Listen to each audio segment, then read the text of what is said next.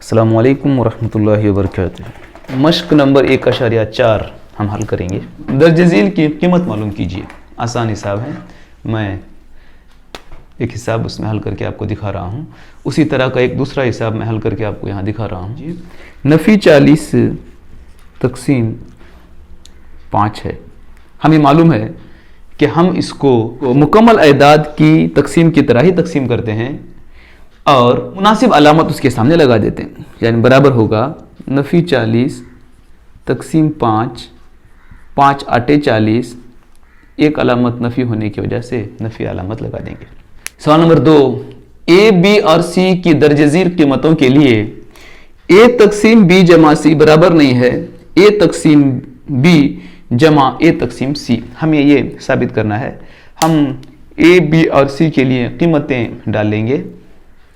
तुम्हारी किताब में जो दी गई उन कीमतों के हिसाब से आप हल कीजिए। मैं यहाँ चंद दूसरी कीमतें डाल के हल कर रहा हूँ। मैंने कीमतें इस तरह से डाली हैं। ए बराबर 18, बी बराबर 6, नफ़ी 6 और सी बराबर 3 डाल लिया है। अब हम इसको ए तक़सीम बी जमा सी के हिसाब से हल करेंगे। इसलिए 18 तक़सीम नफ़ी 6 जमा 3 बराबर नहीं है 18 तक़सीम नफ़ी 6 जमा 18 तक़सीम 3। हम इनको अब हल करके देखते हैं।